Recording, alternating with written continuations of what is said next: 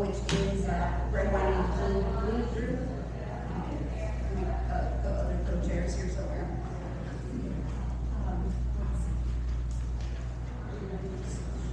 So, Red, White, and Blue is up. Bruce grassroots. The microphone isn't picking your voice up very well. I'm sorry. Oh, it's okay. Oh. Okay. So, Red, White, and Blue is a grassroots movement working together to defeat extremism one friend at a time. We do mostly local things, like local elections and school boards and things like that, because we think that's where we can have the most effect. Yeah. And it's, a lot of times it's easier to talk to someone you know than, you know, try to talk to strangers and try to tell them why you believe what you believe. So that's Red, White, and Blue. And then the other group that's working with me is Firelands, Indivisible, which is another grassroots movement. They work to defeat the right-wing takeover of our American government, which we are all watching. Just a few housekeeping. We have 2 restrooms here, and then we have 2 restrooms back further by the door, if you need those. Exits are over here. This exit does not take you out. It's just a patio. No. Yes. I don't want to say that, but yes. So we originally planned to have the senators here. Senator Husted someone from his office got a hold of me and said he was too busy to come. Senator Moreno's office didn't even bother to contact me at all. I heard nothing. So that's why we have these lovely panelists who are going to talk to us about various things that we need to know. Christine here is our moderator. She is currently the Chief Executive Officer of a nonpartisan policy think tank. She was born and raised in Sandusky, and after graduating from the Ohio State University, she moved to the Washington, D.C. area, and she worked in national security and international relations. And she previously served with the Pentagon and has earned multiple awards for distinguished public service. She worked in Asia and the Middle East and with a lot of our European allies. She recently moved back to Sandusky with her husband and her daughter, and they love their community and are hanging out in their community. I will go ahead and pass it on to Christine. Thank you so much. Thank you to Ruth Ann and everybody who's done such an amazing job of putting this together. So it is such an important time in our country and for our state and for our communities. And no matter what you believe is the right or wrong set of policies to be embracing, everybody can agree that there is so much change happening so quickly. That makes it a really important time for our elected leaders to come speak to the communities face to face. Hopefully they'll do that at a time that works better for them. In the meantime, it's super important for us all to get together and talk, hear from experts in our own community, our neighbors, our friends, people who have different things that they know about, can share, and figure out how to work together and keep our communities as strong as possible. So thank you all for coming, which is one of the most important aspects of tonight. So I have a great honor of introducing our speakers here. We have 4 people so far. We might have a 5th come in as well, whose time we really appreciate. As I've read all your bios, what I really appreciate is we have a lot of action-oriented people who actually get stuff done, it seems like, who've actually accomplished a lot in their careers across their different fields. So looking forward to hearing from them. Mona Burke, who will be our first speaker, is a registered health information administrator and a fellow of the American Health Information Management Association. She has over 35 years of teaching experience, 33 of those with Bowling Green State University in the applied health sciences fields. She's the principal and owner of MMB and Associates Consulting, with a background in electronic health records, revenue cycle management, clinical coding, and long-term care documentation. She's recognized as a subject matter expert in health information management and has been an active speaker, author, and editor at the local, state, and national levels.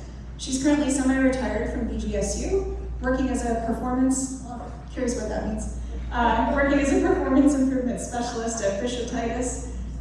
She resides in Awakening with her husband and a well-loved Chihuahua named Frank, and has 2 daughters.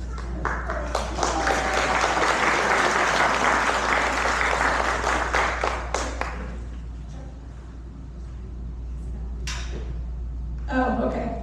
Ruth Ann will interrupt. I'll finish reading the bios first, though. Maria Hutted will be next. She's a beginner farmer. To me, that just sounds like farmer.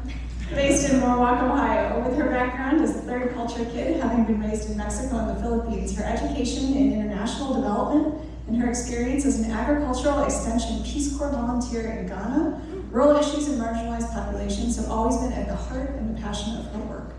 Maria currently serves as the Ohio Democrats' Rural Caucus Vice Chair for the North Central region, which includes Huron, Erie, Sandusky, Crawford, Medina, Lorain, Wayne, Wyandotte, Ashland, Richland, Ottawa, and Seneca counties.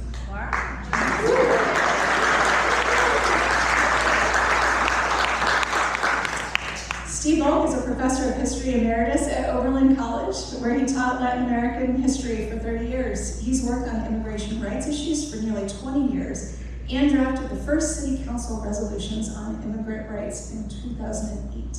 He's trained in immigration law and has also worked with immigration lawyers and given expert testimony on Central American asylum cases. He's been a resident of Oberlin since 1986.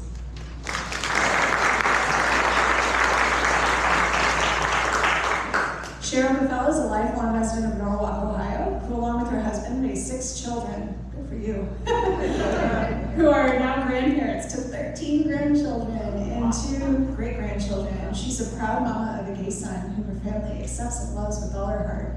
Cheryl chose to be an advocate for the LGBTQIA community because she realized in our rural county and towns there's not a lot of support all the time.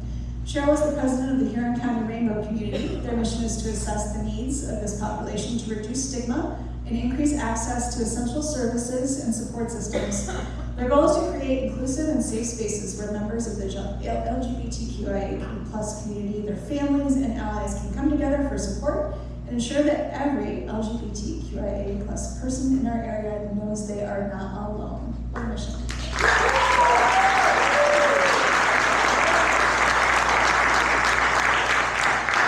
And I'll quickly read the bio of our veterans expert in case he shows up and can join the panel on time. Tim Hauser is a lifetime member of the VFW, Post 4929 in Tinsburg, and the founder of the Veterans Assurance Network, dedicated to providing education, resources, support, and services for veterans and their families. They educate and advocate locally and nationally for veteran causes. On top of speaking at rallies for which he's been recognized, Tim also hosts the Veterans Central podcast and coordinates public service efforts for veterans.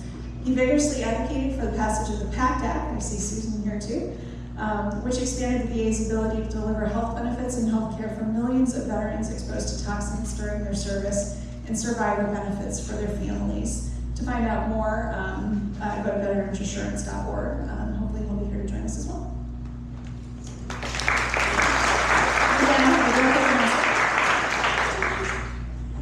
So I had something important I forgot. Should you all have cards on your chair? You got cards to write questions. If you have a question, go ahead and pass it down to the end and somebody will come pick it up. They're gonna kind of separate them so that we don't have 7 of the same question. So if you just pass it down to the end, one of these ladies back here will come get it.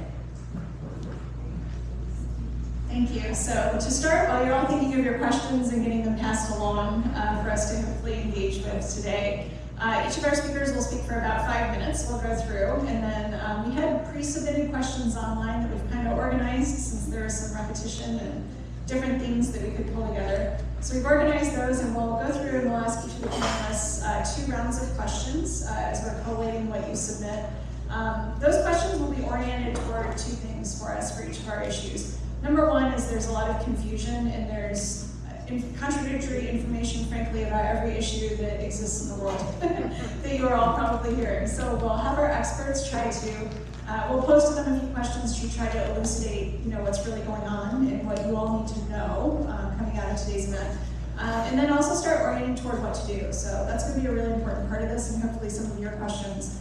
We'll get to the heart of it as well, as what do we all do to protect ourselves, our neighbors, our communities, and promote the things that we care about and want to stand up for. So please write down your questions, as Ruth Ann said. And with that, I'll hand it over to Mona and then go down the road for the introductory remarks first.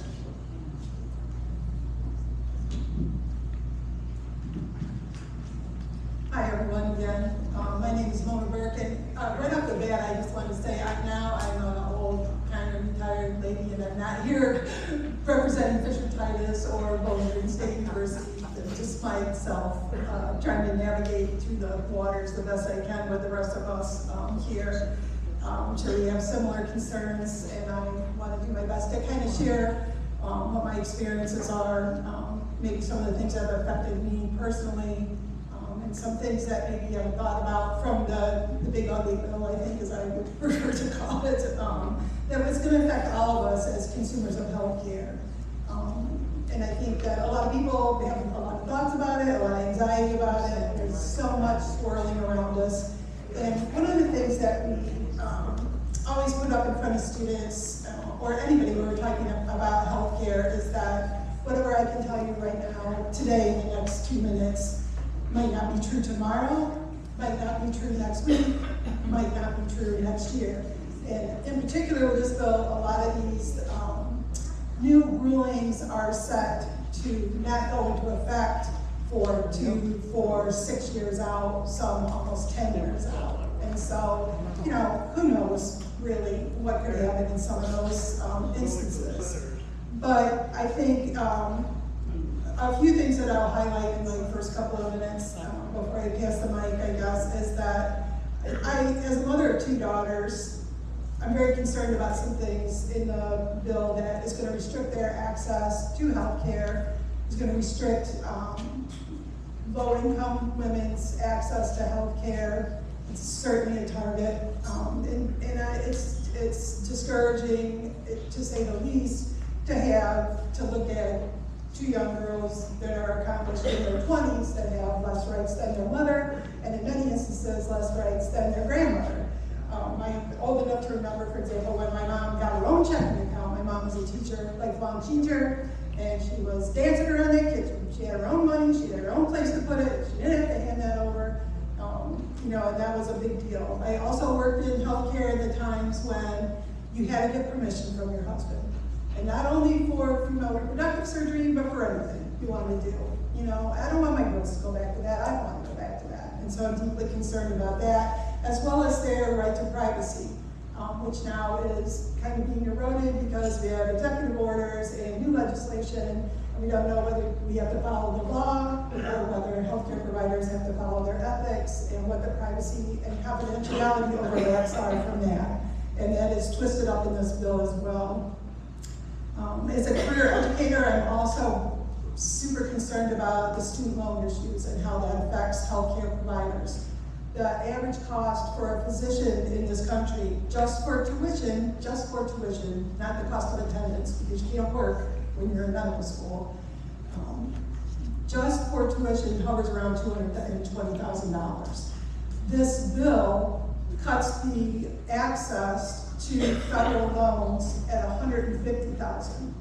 So therefore, in a country where we already have a shortage of physicians, we already have a shortage of nurses, we already have a shortage of everything in healthcare, to cap student loan access under the veil of we're going to move all these people to private loans, where students are probably not going to be able to qualify, the rates are certainly going to be higher, is very discouraging.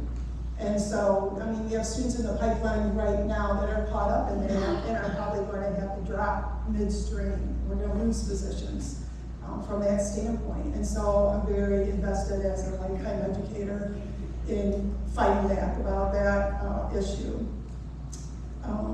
Both of my daughters are scientists, so they are the scourge of existence at this point in their lives.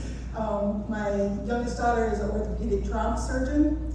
My oldest daughter is a biological scientist for the federal EPA as of 6:15 right now today, waiting to be fired at any second because she works in the research division of the EPA.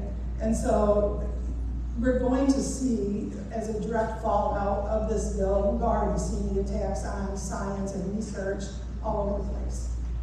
And we're going to fall behind as a country. We're going to fall behind as a medical field across all these different subspecialties.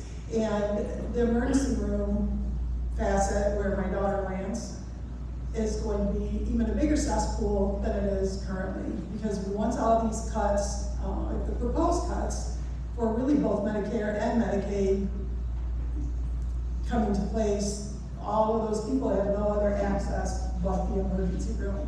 And if you think just because you don't get Medicaid that that's not going to affect you, the line at the emergency room, the lack of staffing in the facilities are all going to be a tumble-down effect from that. And that is all a part of a greater, I think, just mockery of medicine that we're seeing. Skilled nursing facility care as well, I mentioned in the bill in my last 30 seconds. It's also going to be a fallout of the Medicaid cuts and out-of-pocket things. About 65% of the people in Ohio that are in nursing care facilities are there based on Medicaid dollars. And if that is not available, all kind of doors better be opened up for grandma, or we're going to have people on the streets. And that's really just the harsh fact of that. So there's a lot of things in this bill, and a lot of trickle-down effects to think about, I think, going forward. Yeah, thank you for your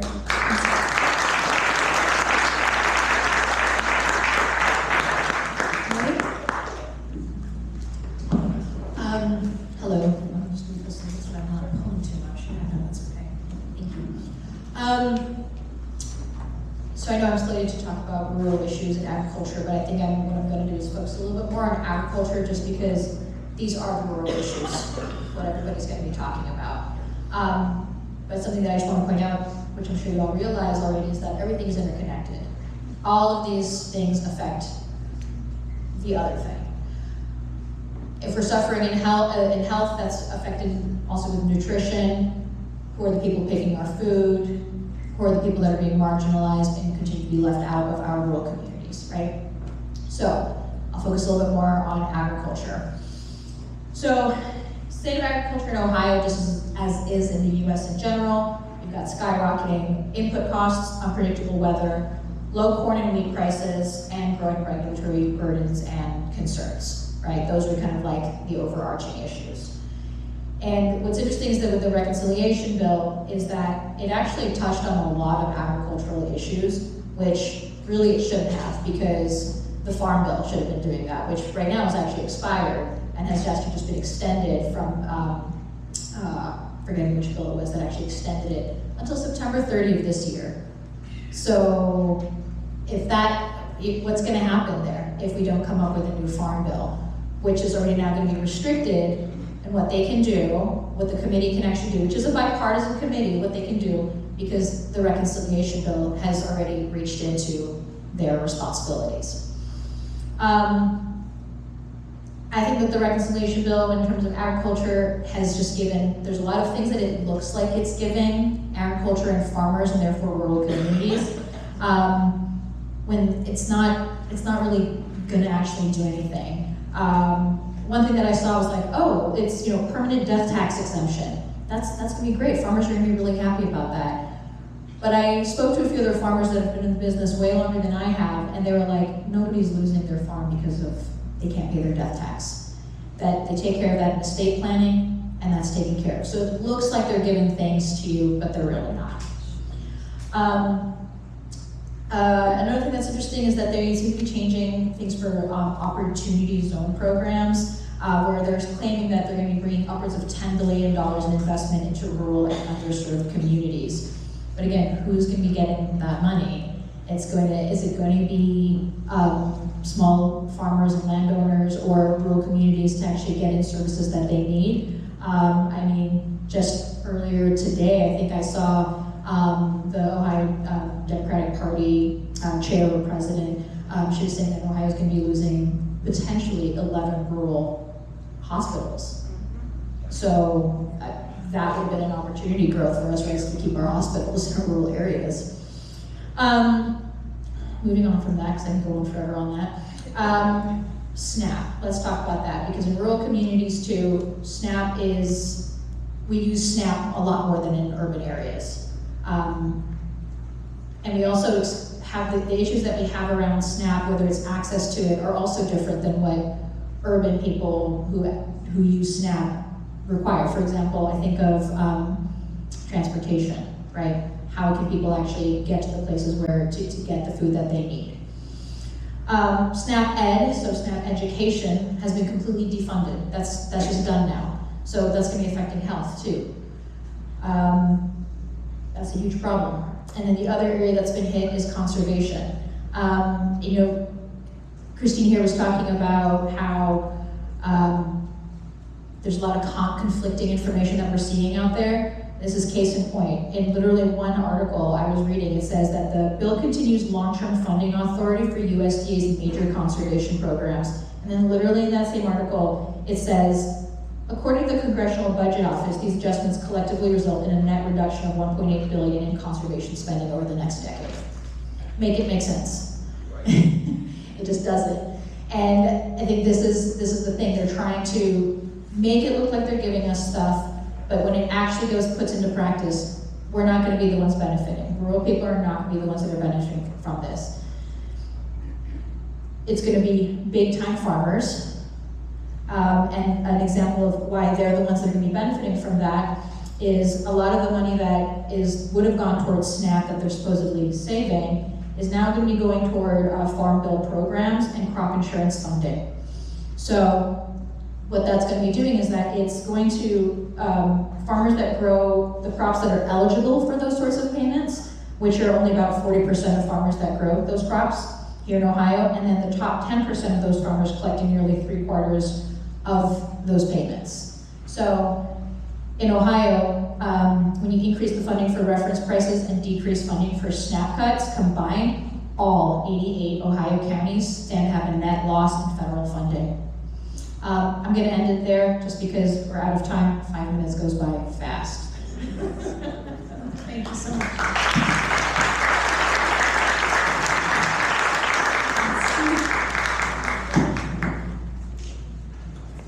Thank you so much, and thank you all for coming out and the organizers for putting together yet another wonderful event.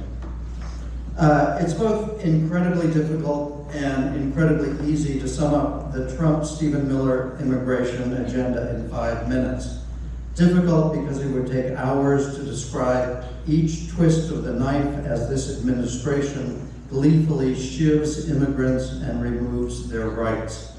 Easy because their policy can be summarized in one sentence: work to remove every fundamental civil and human right that immigrants possess under U.S. and international law. This includes their right to free speech, due process, protections against unlawful search and seizures, prohibitions on cruel and unusual punishment, the right to consult a lawyer, and so on.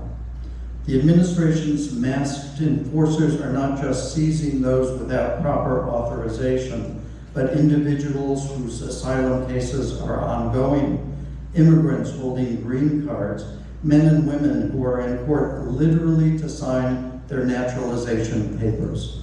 So let me highlight only a few questions that our absent Ohio senators need to address. 1, Trump has said that his deportation efforts would focus on the worst of the worst, the criminals who make this country less safe.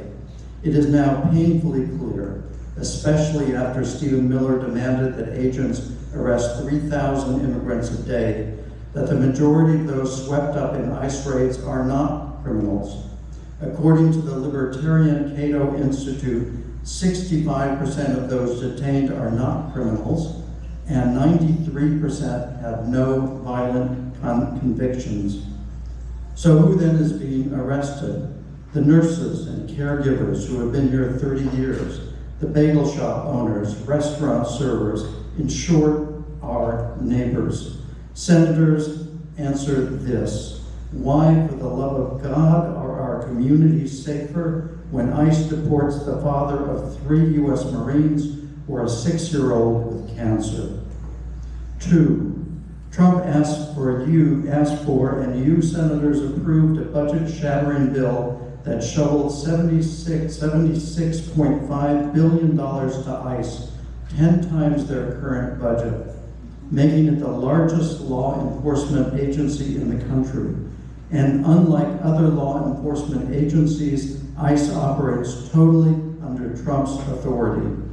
We are now daily witness to this private army swarming the halls of federal courts, Home Depots, churches, and public parks, their faces and their identities hidden. Can you tell me, senators, what is democratic about kidnapping people on the streets, hustling them into unmarked cars, and shipping them off to detention centers far from their homes? Can you tell me, senators, why you want universities to prohibit student protesters from wearing masks, but are perfectly comfortable with ICE agents hiding their faces and their identities while acting as a marauding gang on our streets? 3, Trump claimed that his administration was focused on unauthorized immigrants. So do you support his decision to further inspect all 55 million non-residents who hold legitimate visas? Do you support his promise to screen every future visa applicant for what he considers anti-American views, which we know means any view contrary to his own? Can you tell me, senators, why a country whose very motto is "from the many, one," now treats immigrants as vermin when they literally built this country? 4, senators, how on earth do you defend the performative cruelty of an administration which brushes off the brutal reality of mass incarceration by employing cutesy labels such as alligator Alcatraz or Cornhusker Clink? What does it do to this nation's soul when you make fun of immigrant women crying as they are let off in handcuffs by turning them into an LOL social media meme? Do you actually want your children to laugh at the kids in their class whose parents, you know, the ones who ran the local restaurant for the last 20 years, are taken away in handcuffs by ICE? Finally, senators, how do you feel about chowing down on hamburgers and pork ribs at the next week's Labor Day picnics, knowing that the administration you support is at this minute chasing after those meatpacking workers and those farm laborers who have made your picnic possible? Does this make America great, or will it just make us all more impoverished in body and spirit? So let me just close by pointing out something you probably didn't count on when you signed on to Trump's demand to put a target on every immigrant's back. In towns and communities across Ohio and across America, people are coming together to fight for their immigrant neighbors. All over this country, people are becoming aware that those who put a match to the Constitution and stuff the Bill of Rights into a shredder are the real criminals. And in Ohio, from Springfield to Toledo, those who actually care about this state are shouting, "No more ICE raids. You cannot take our neighbors and expect us to stand around without fighting back." No, senators, we will not be silent and we will not be defeated. Thank you.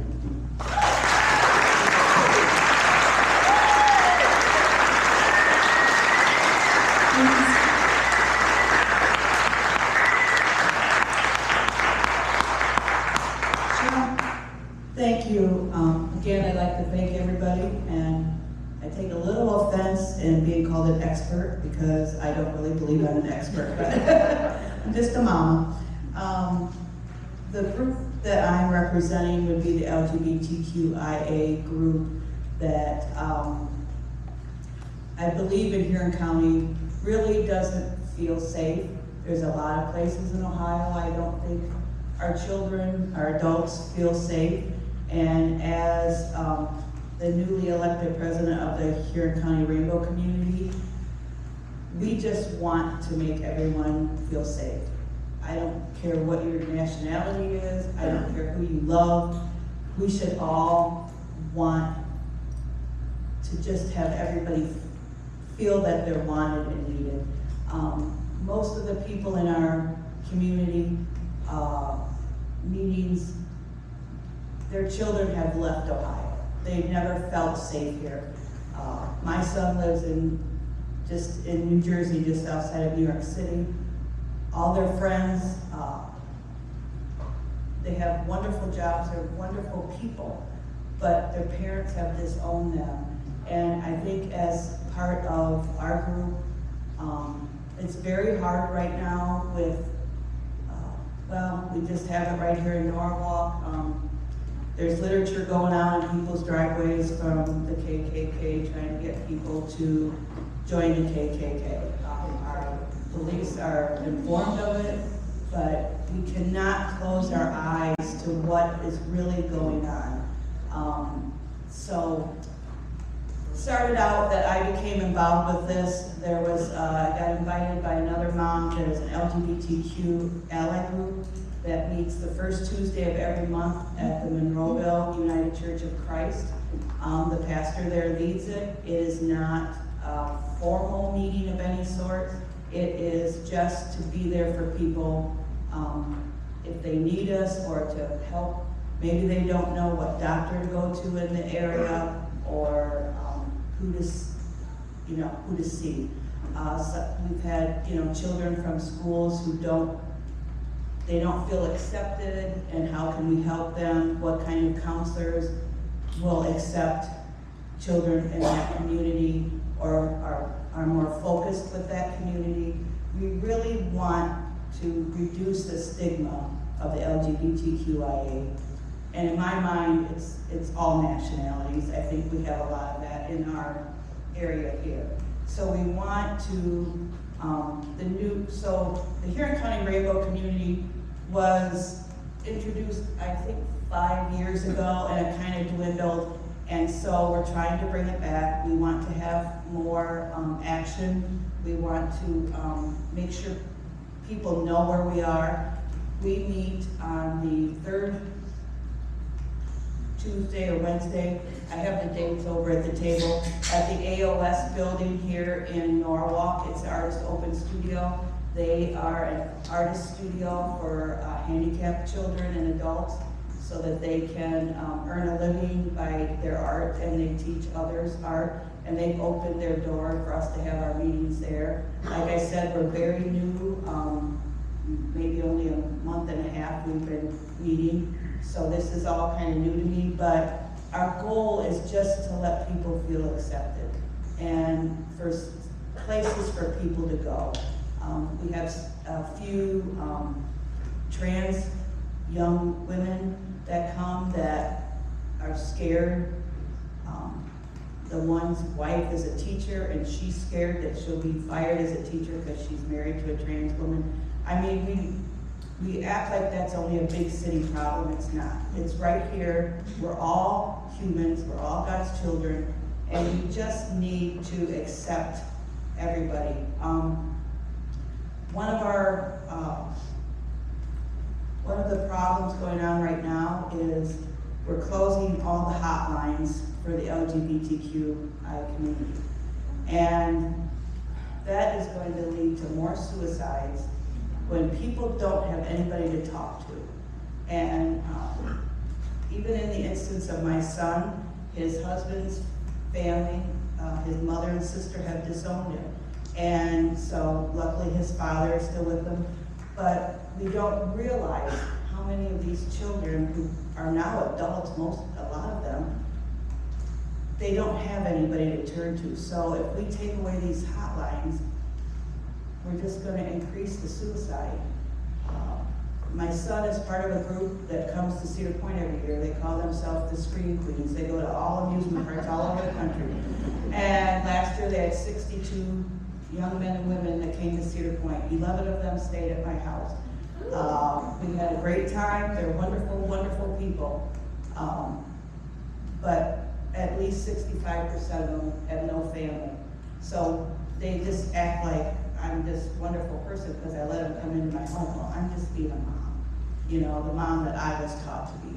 So we just really try and not judge other people. We don't know what their backgrounds are. We don't know if they have anybody that loves them. But we do have to look out for these people, and we do. So if anybody, we have information over at our table over there. Steve has been with the table. We welcome anybody, and if you are in the area and want to join our meetings, I know on October 11th, which is National Coming Out Day, we're planning just a peace walk in Norwalk. We did one probably 2 months ago. We walked on a Saturday that was about 90 degrees, and just walked through town and visited with people. We didn't have any adverse reactions or anything, and the mayor knew, the police officers knew. We just want people to know we're out there. So if you see us with a little rainbow flag or whatever, just wave at us, or I guess you can throw us off if you want. I don't know. But we're just here to help others, to show love, and we really would like to have a pride event in Norwalk.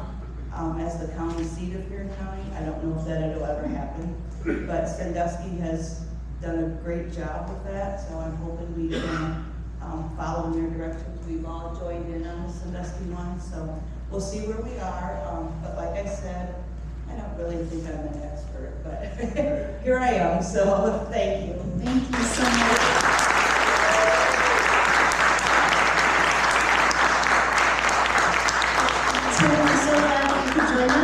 We read your bio at the beginning. So glad that you can join us. Do you want to kick it off with 5 minutes? I like to stand when I talk to people. I like to see the faces and everything, see your reaction as I talk. So, my name is Tim Hauser. People know me as the Gulf War Advocate. I've been holding rallies throughout Ohio, condemning what VA Secretary Doug Collins is doing to the VA. Not only to the VA employees, but the benefits and services available at the VA. And I'm going to touch on one of them right away since you just spoke. Not only has this administration shut down the LGBTQ community's 988 crisis line, but they've pretty much shut down the one for veterans. The reason I'm saying they almost shut it down is they were working in a call center where they all had their own offices. So when they were speaking to somebody, the people that they were speaking with could not hear other conversations going on. Their confidentiality was intact. They took that away, put them all in one room, no dividers, no petitions in between them. Veterans have been calling me up saying, Tim, I can hear other conversations going on in that room. I no longer feel safe calling the 988 crisis line. Further than more other things that are going on is, at first they fired 2,400 employees at the VA. This was back in March. And they were told to bring those employees back, but they haven't. The Secretary Collins is refusing to give confirmation that he's brought them back, so obviously they have not. On top of that, he's created what he calls the Anti-Christian Bias Task Force. Now, if you walk into any VA hospital, there is a chapel. That chapel is set up for every single denomination of Christianity that there is. But I think what he's trying to get at is a good portion of the doctors and nurses are not Christians. They're coming from Muslim countries, Hindu, Buddhist, and he's trying to enforce his religion into the VA. By doing this, He's getting his employees upset because he's told them if they see any anti-Christian bias going on, they're to report it. If they don't report it, they're fired. So what Secretary Collins is doing is he's creating a hostile and toxic work environment. So now the VA employees are scared to go to work. At first they had to fill out a Doge email once a week on 5 points of what they did the week before. They no longer have to do that. But every week they have to send in an email on how to save money at the VA. Come on. They're doctors, they're nurses. They're educated on taking care of our health. They're not economics experts or anything like that. They have no clue. All they know how to do is take care of somebody's health.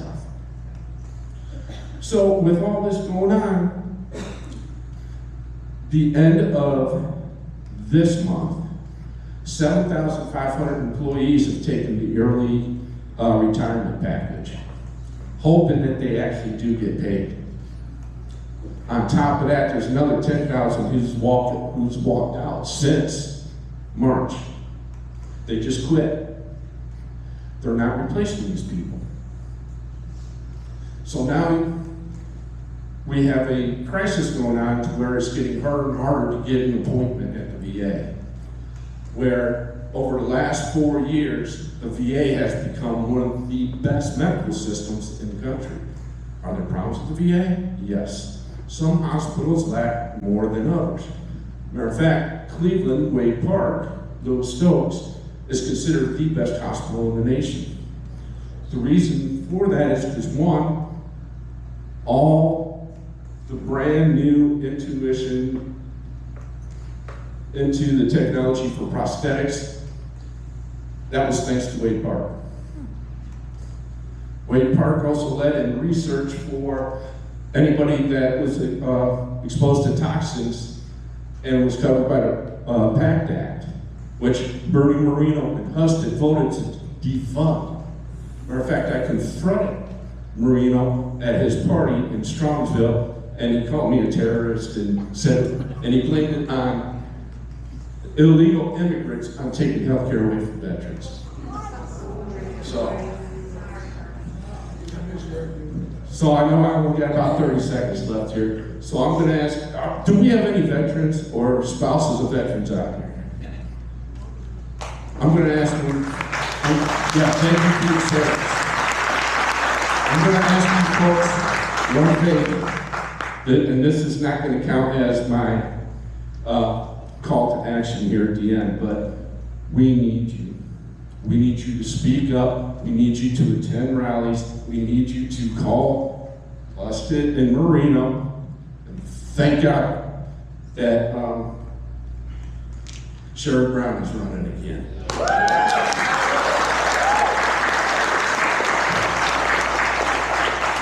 Us veterans wouldn't have the health care at the VA right now if it wasn't for Sheriff Brown. That man fought with us, stood beside us, stepped on the Capitol steps for us to get the PACT Act passed.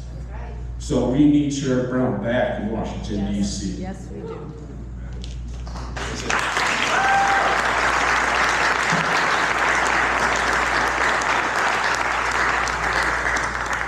Thank you all so much for your contributions and all of these issues. And what's profound, and I hope everybody realizes too, is just how many people in this community take care of each other and are trying to serve the greater good of all of us, which I got from each and every one of you in your own ways, and really, really deeply appreciate.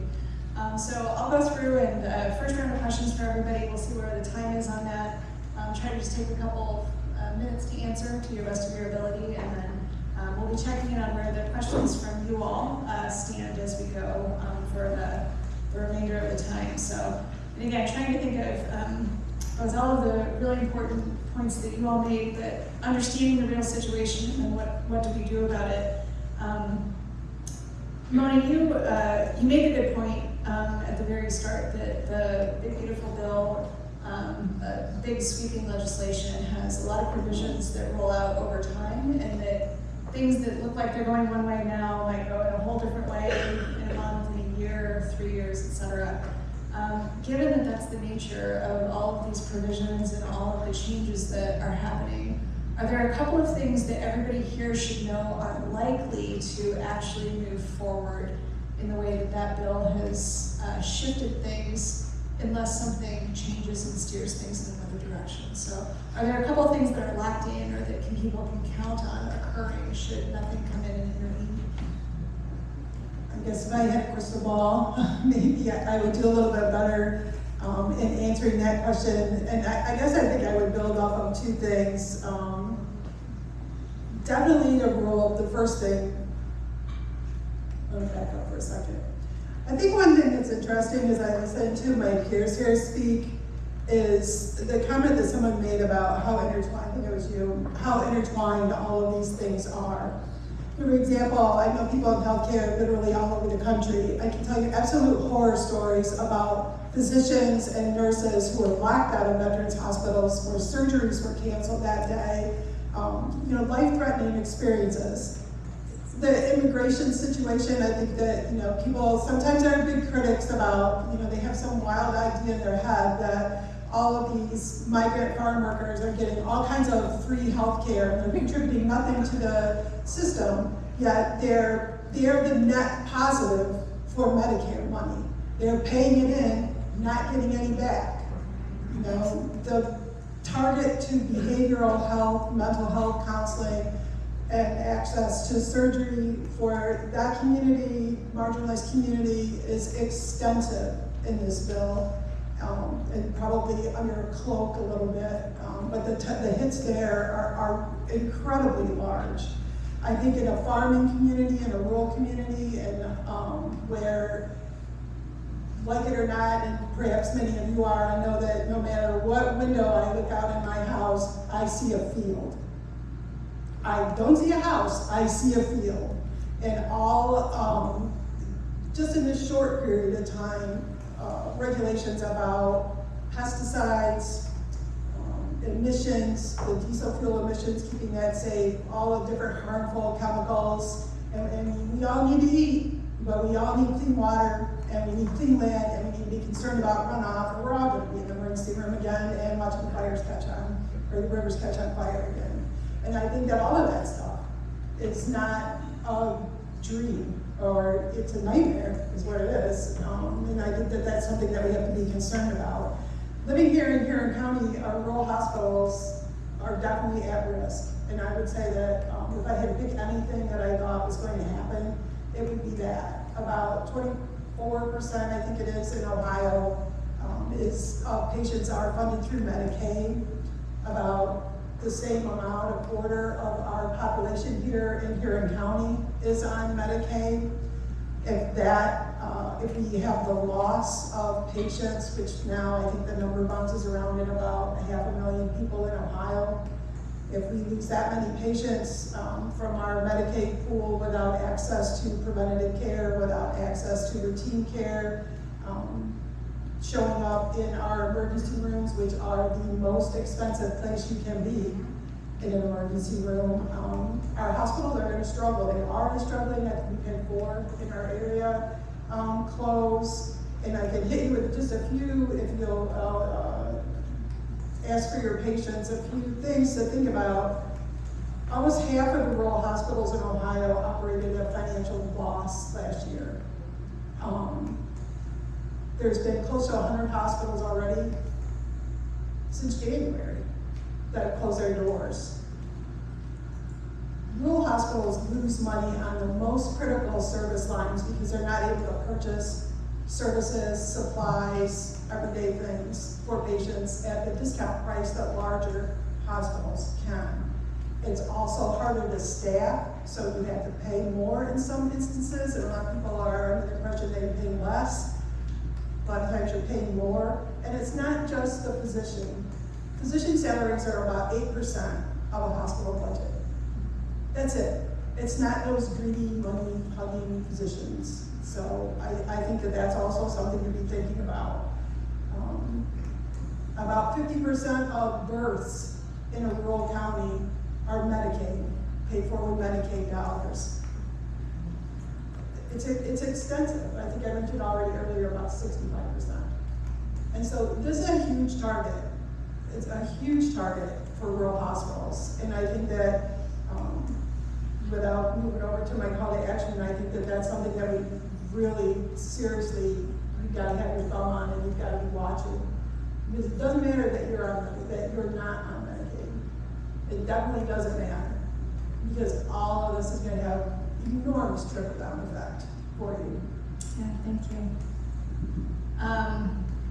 Maria, your opening comments made the point of the question I was going to ask, which is how do we make sense of all of the contradictory information that's out there? I also really appreciated how you spoke about how all these things are interconnected. Having worked at the Pentagon, I know how you can get creative with how you count dollars. So some of what we're hearing about the Big Beautiful Bill and how support to rural communities is going up, and other calculations by independent organizations noting that it is declining.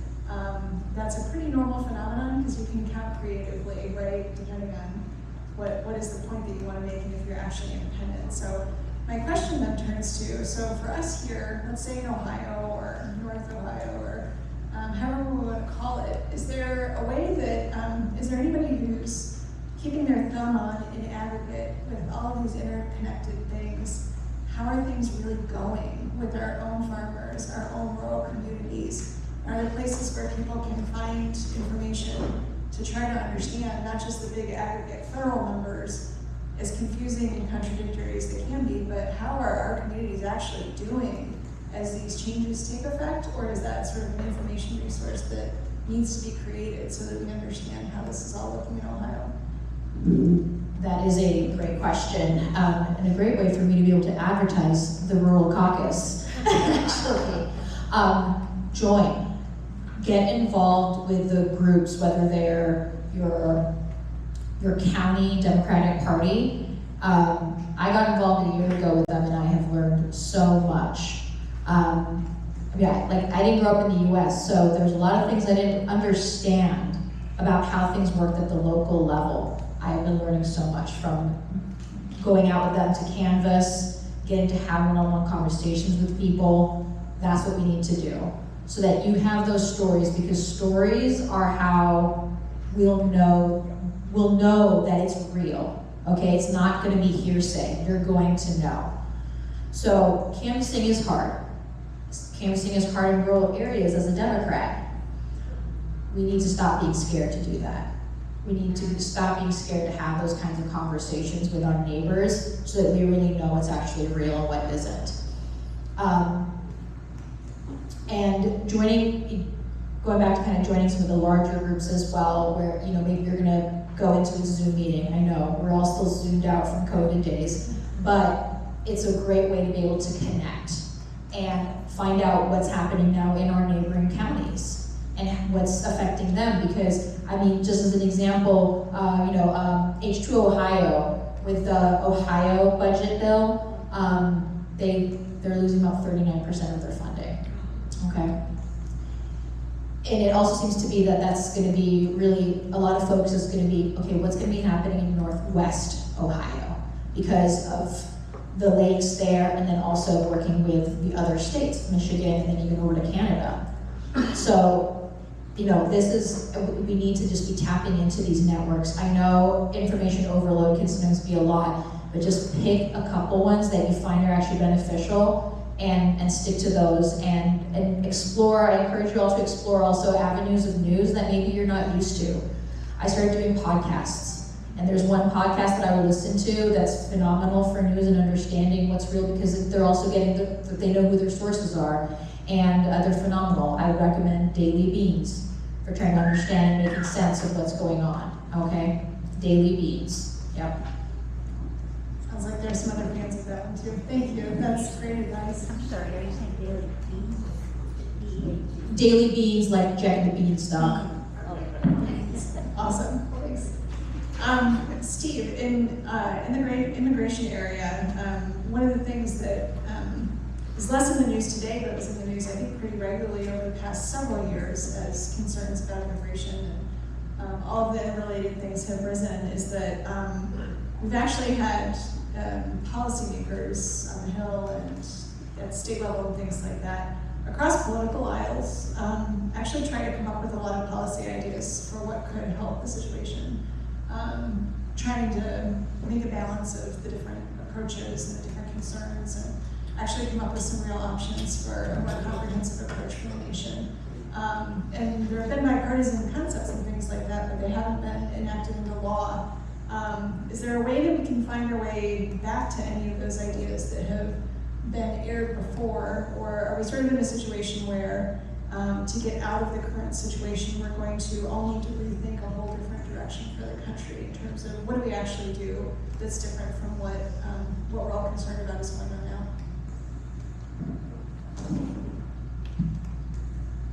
Thanks for that. I just want to comment one thing on to follow up on what Marie was saying.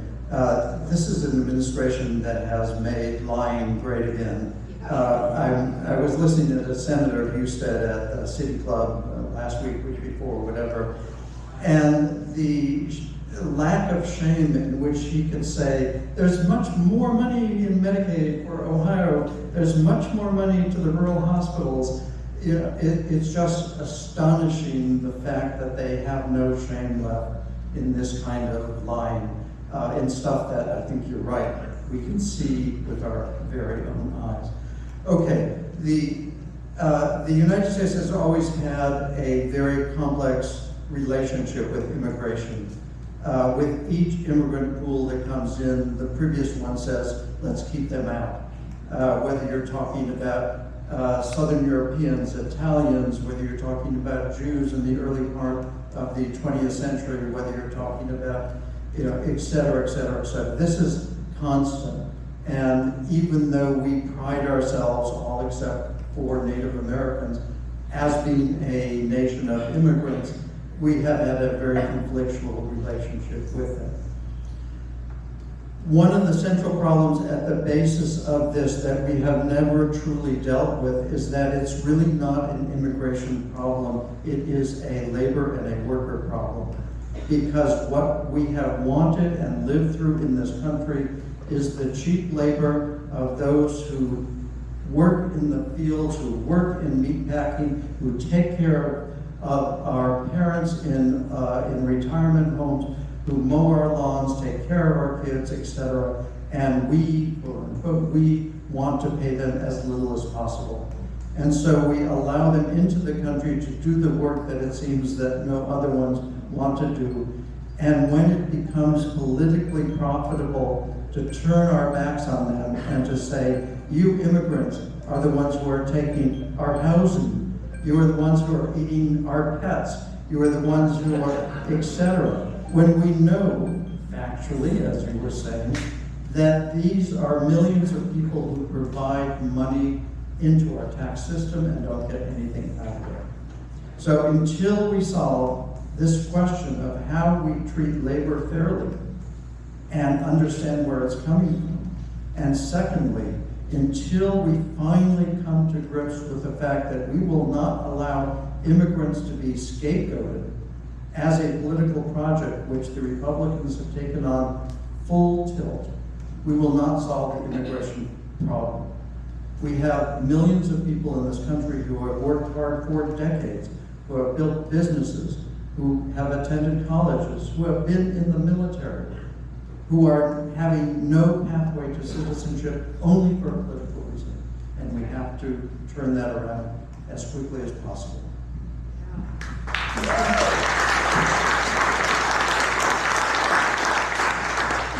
Cheryl, you spoke significantly about what you're doing on the action side of the house, which I love that intro.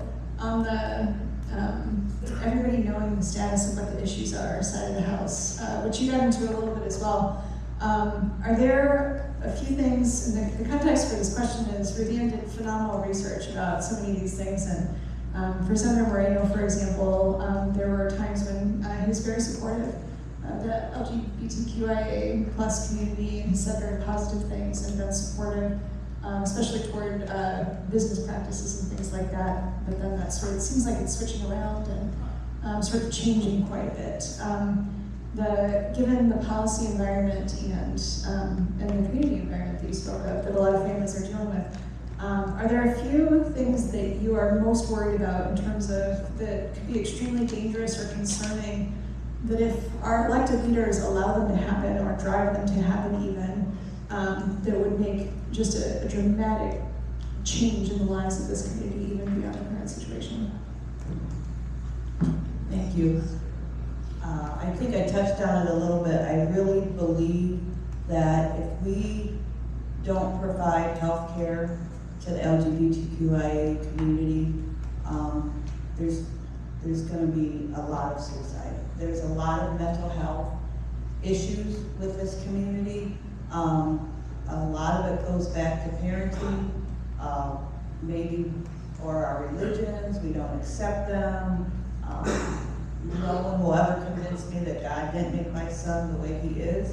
He went through 12 years of Catholic school and he's still gay. So, you know,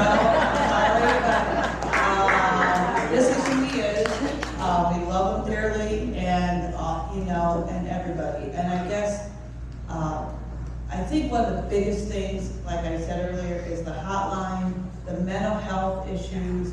I'm just scared for all these young people. I know that your county has a mental health issue coming up. It's not additional taxes, it's the same taxes. I think there's signs we can put in our yard starting tomorrow if anybody wants one. But we just, whether it be the immigrants, the farmers, the nurses, we just have to start accepting people, being a good neighbor, helping people when we can. I mean, honestly, don't you think that's what we used to do? And as far as our people in charge, I have a really hard time believing anything they say. So I think they say what they want to say to get elected, and then they do the opposite. So I'm not a real big fan of some of these people. But we can just be nice. I think we have stickers that say, be nice. Thank you. Thank you.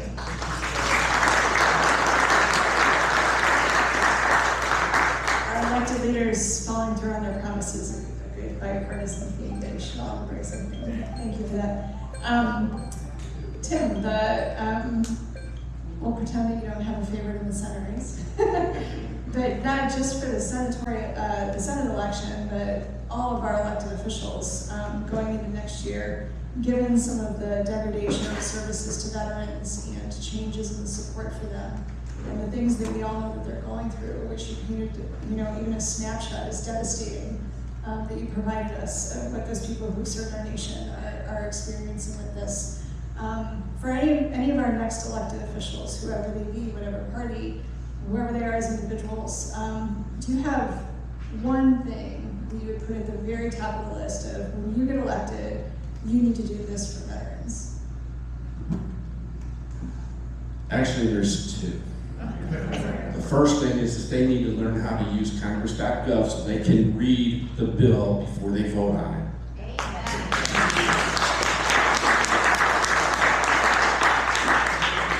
Also on Congress.gov, they can look up their counterparts, their comrades, their friends in arms, or whatever you want to call them, and look up their voting history to see how they vote on veterans legislation, because I guarantee you'd be surprised on who constantly votes against veterans legislation, but yet says they're the biggest supporters of veterans. These two say there's huge supporters of veterans, but yet the veterans legislation that they voted on already, they voted no. The second one is keep the VA open. Do not let Secretary Doug Collins destroy the VA where he is allowed to close it down. Too much specialized medicine, too much specialized science, too much specialized health care that veterans need happens at the VA. If they shut down the VA, where are we going? We're going into the private sector. And what's happening there? They're closing down all the rural hospitals. Where do most veterans live? Out in the rural areas. That's where we feel the safest. So, look, that's what I got right there. One, learn how to read bills before they vote on them, and two, keep the VA open. Thank you.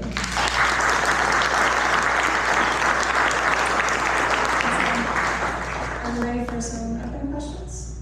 With that, I'll just add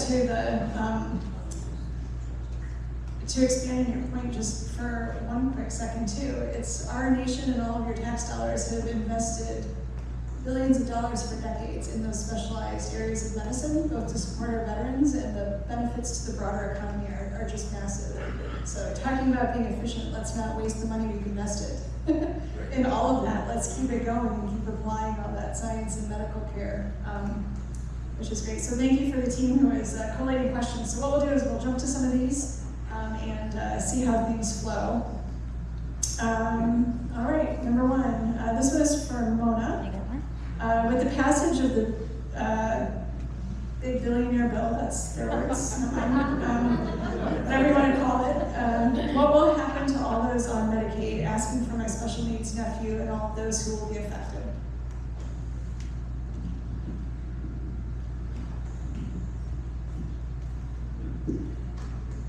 Right now, it looks very doom and gloom, I think, would be my first statement. I mean, the cuts are drastic, and the requirements, some of the new requirements that are in the bill, and I think one of the things that gets a lot of press is work requirements, without really any kind of detail about how that's going to be, administrative burdens of that bill, where it's going to be looking for checks and balances or eligibility twice a year instead of once a year. Once a year is already a mess.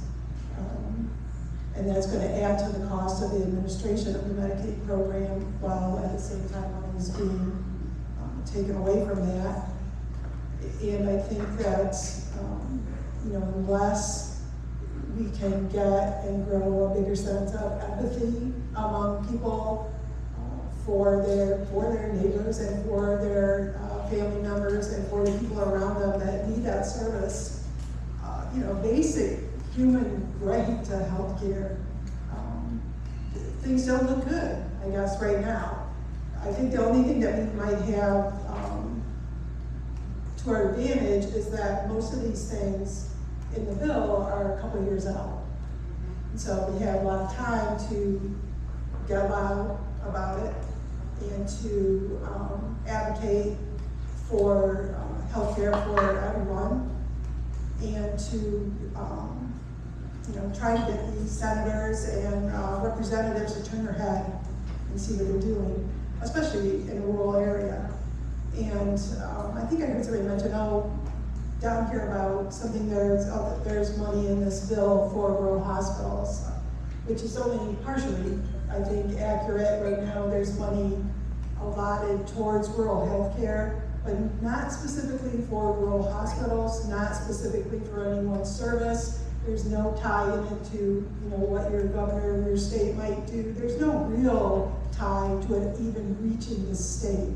And the states regulate Medicaid. So there's a lot of twists and turns there. So that's a great segue. The next question I pose to both of you, because it straddles these issues. And tying to what you just said, that we'd love to hear from either or both of you. My healthcare is already affected. FHS has many problems with its director and keeping staff, including providers. What can we do to protect ourselves? FHS, is that Firelands? Yeah. I'm sorry, you're tired of listening to me. There's just so much healthcare in this bill. It's just incredible to try and sift through it. One of the things that this bill does is enact at a minimum a $35 copay for patients at any level of service. And on a chosen day, is $35 important to you? It's desperately important to many people.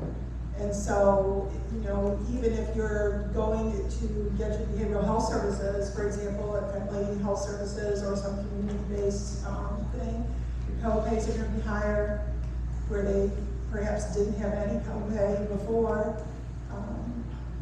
The cost of premium, if you're using those services through your Affordable Care Act health plan, right now the projections are that those things are going to skyrocket.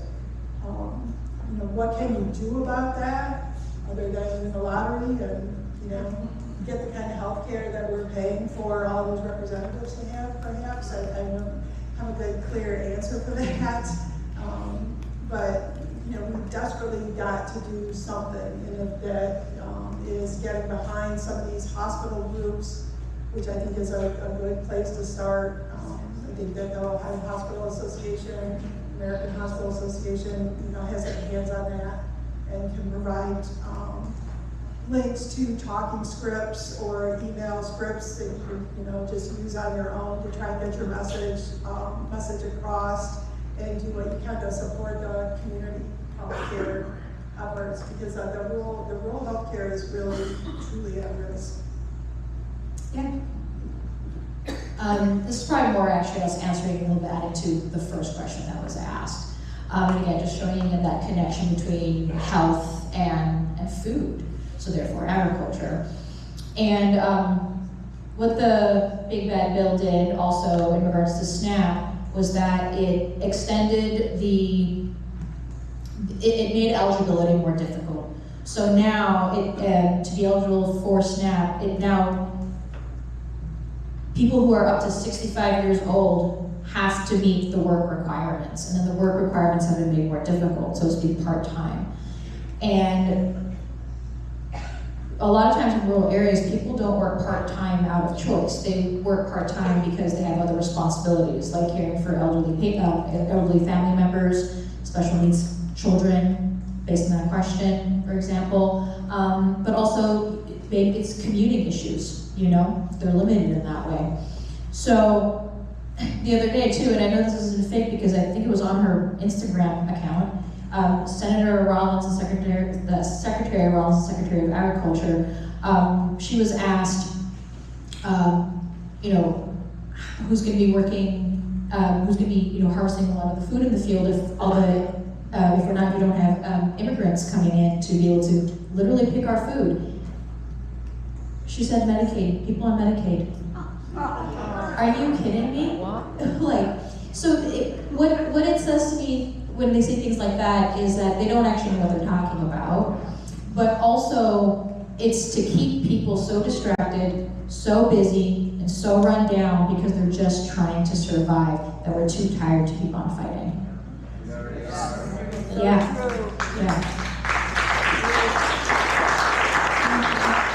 Moreno, this question's for you, and some of these overlap, so whoever wants to answer as well, but have the area's farms been affected by ice related to that very question, as far as you know? Have the area's farms been affected by ice? So, not that I've heard here, like the actual farms have. I have heard of certain individuals getting kidnapped, because that's what it is. If they were being detained, that means they were going through due process, so words matter. But farms, no. I have not heard of any farms here in Ohio being, having had raids. Now, I saw another video, and again, I'm pretty sure this is real because, again, it was on their web pages. Trump was asked directly this exact question of immigrants in the fields, are we going to take them away because who's going to work the fields? He said, no, we're going to leave fields alone. Okay, and then it was about putting the onus on the farmers to basically be the ones to supervise getting in temporary immigrants to come into work. So that's under the H-2A visa, okay? And that grants temporary immigrant status to be able to work when local people, citizens, cannot be found to work, okay? Now the problem that's gonna cause is it's gonna be rife with human abuse. It is basically indentured servitude. And that's a really, really scary thing to think about, because again, why is it that also it's the farm workers that are being targeted? How come the farmers who are employing these people not also being, like, facing the consequences? That's also problematic. So, I don't know if that exactly answers the question, but it kind of paints the picture. That's great information, thank you. And certainly labor is a theme that has come up over and over again across so many of these issues too, for the nation. And again, if anybody else has cards too, we'll flag some of the people who are collating them and pass them in, as much as there's one over here as well. For Professor Wolk, our local immigrant families are scared when we ask how to help. They beg us to do nothing, as it makes it worse, or they fear that it makes it worse. What do we do to help and stop these deportations of good people? Within the law and peacefully, all that. Yeah. They're scared. They're terrified. Cities are terrified. Counties are terrified. In Oberlin, the question came up. Oberlin, since 2008, signed a resolution to say that we will not participate in any 287G, which is enforcement cooperation with federal government. And if Ohio passes this resolution that requires cooperation or the loss of state funds, I talked to our city council and they said, at that point, we're going to lose $400,000. And we will take it to the citizens of whether they want a new bridge or to protect our citizens, their immigrant neighbors. And we will protect our immigrant neighbors in that case. What we can do, I can't fully convey to you the terror that people feel. I took one of our immigrant neighbors into court 2 weeks ago for a regular hearing. He was terrified. His wife did not sleep all night thinking she would never see him again because ICE would be there to take them away when they come in for legal processes. One of the things I think you have to know about this, just to begin, because there's very little information. To be in this country without proper authorization is a misdemeanor similar to shoplifting. It is not a felony, right? Most of the people who are here are in legal processes, following our legal laws for asylum, et cetera, et cetera. What can you do? Tell stories. I could tell you statistics all day long, it doesn't matter. Tell stories about your immigrant neighbors because that is what people listen to.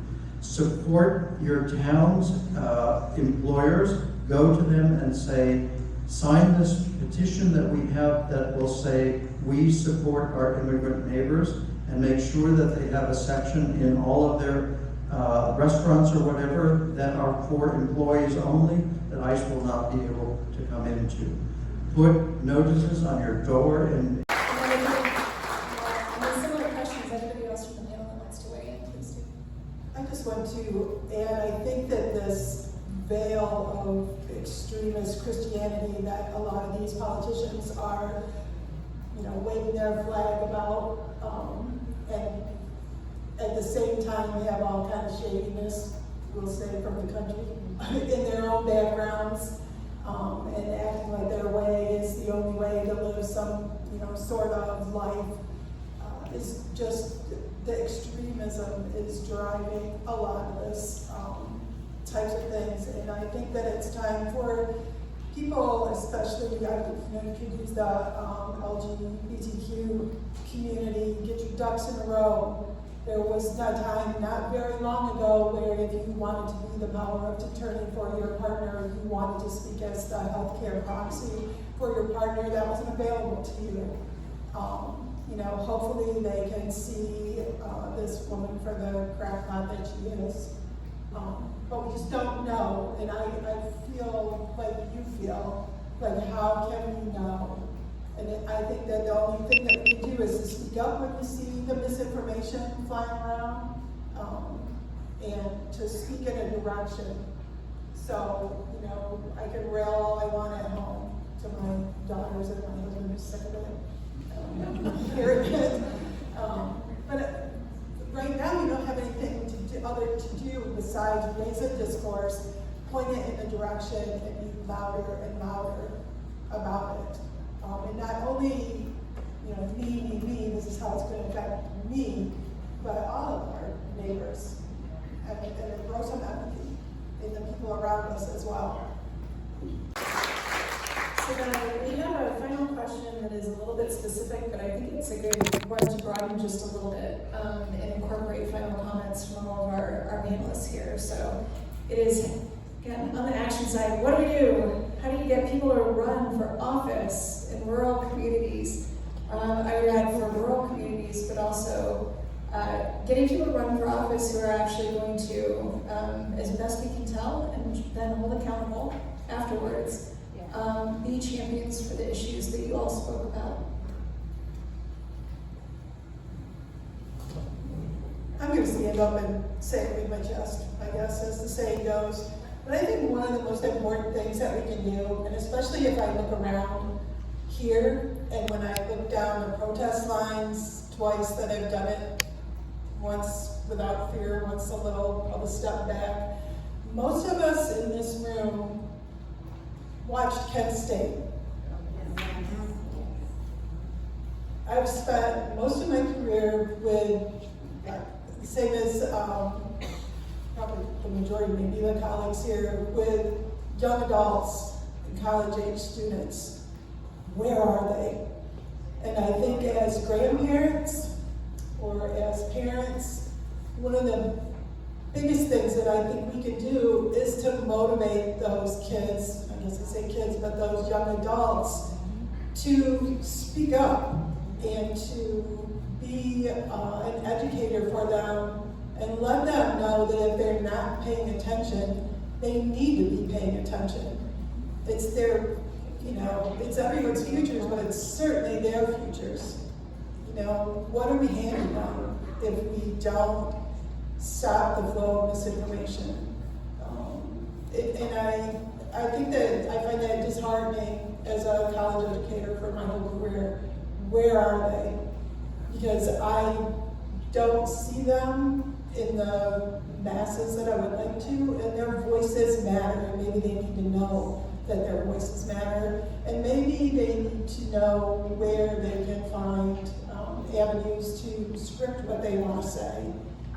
It's a different generation, and they're not used to talking to each other, perhaps, across the fence or across the clothesline or across the yard or whatever the situation might be. And so to point out, like in my background, you go out to the Ohio Hospital Association website, you go to the AMA website, you can get what you should say when you call, you can text, you can email if you don't want to talk to someone, and get that motivated. And I think that that's really my own personal call to action, is to get these kids moving. They're not all wrong. I hear every once in a while a senator saying, it's just a bunch of old people out there. They're not all wrong on that point.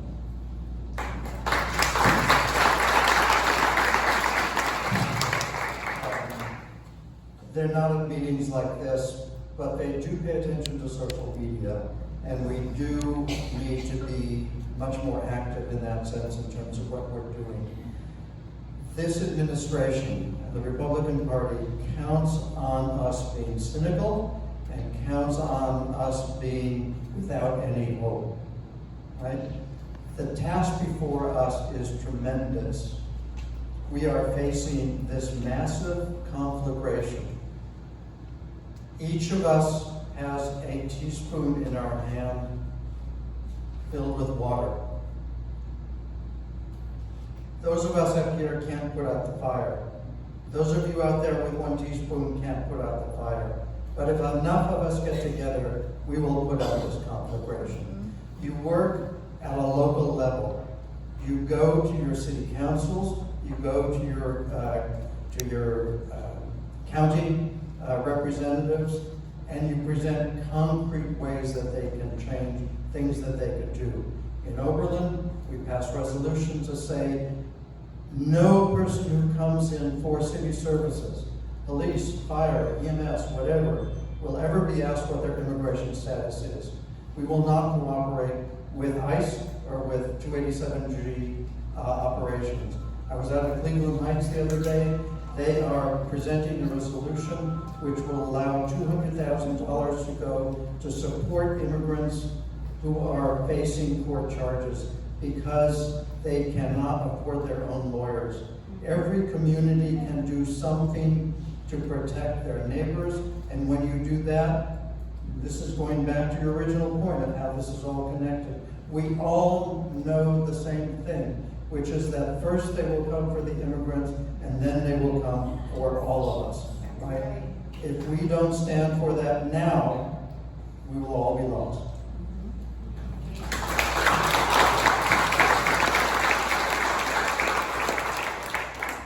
Matter of fact, I was thinking as I walked in, where all the young people are at, because there's a few here.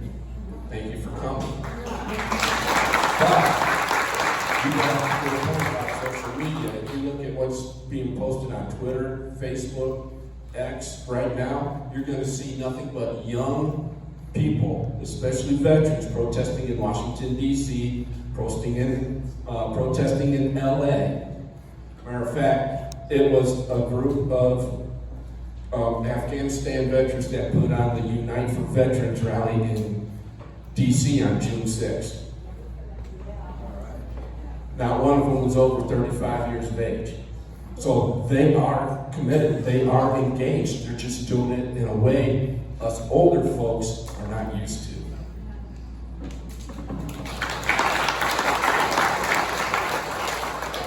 I think I want to add to that is that we don't see them so much in rural communities. Because again, transportation is hard. We don't have public transportation for young kids without cars to be able to get to places. So there's kind of that to consider. But also, young people who are in their 20s and 30s, there's always this idea that to be successful, you leave the country. You go to the big cities. You make your career in the big cities. And that I find that really sad because that's that brain drain. And that's a problem. So how is it that we have to think about ways to also show like you can have a good life here. The country is not just a place that you come to retire. This is, you can build a good, happy life here and have all the things that you've ever dreamed of for a life. That's what I did. I came back here, and this is where I decided to finally settle down my roots. And I couldn't be happier to be here. And I've also never felt more desire to protect the community that I am in.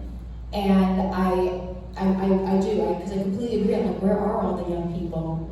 Where are all the people my age? I'm in my late 30s. And I'm just like, I know that they're here, but they probably have kids. There's always excuses, right? So what are ways that we can make things accessible for them to be able to attend? Maybe we make it an event that's friendly where you can bring your kids. Things like that. We gotta become creative. We gotta get creative to be able to make it accessible for young people to attend these events.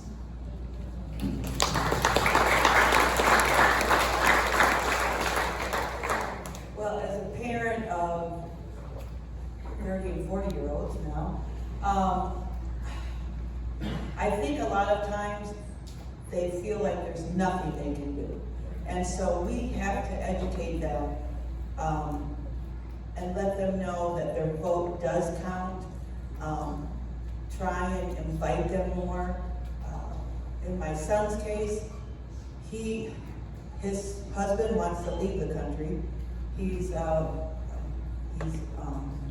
Black and Puerto Rican, and he's scared to death, and he wants to leave. My son, who's probably more like his mother, said, we are staying to fight. And we need to get that kind of mindset to the young people. We have to fight. It can't just be us, we need everybody. And I know it's hard because you don't see any of my kids here tonight because they all had something to do. But, and they're all very proud that I'm here, don't get me wrong. But, you know, I don't know what to say other than they're not used to doing this. But it was Kent State who stopped the war. It is these young people who can do it. We just have to make it to the colleges. We talked about it with our rainbow community. We need to get on Twitter. We need to get on Facebook. We need to get on whatever social media there is, because we're used to one thing and the kids are involved in much more than what we're used to. So I guess expand our horizons. And I think just being to model this kind of behavior for them. Even young little. I knew Helen Wheeler when I was 8 years old, and of her Peace Corps all my life, and my girls who are part of the brain drain that will never come back here, and one of which is probably going overseas because science is her life.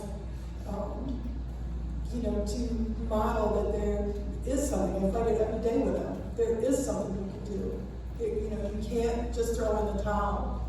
And I think it's important for all of us at any age to model that sort of behavior for young people, whatever avenue they have to address that. So much. We're actually going to wrap up, but the speakers and everybody will be hanging out after. So if you all have questions and things like that, could you just give another round of applause to the speakers?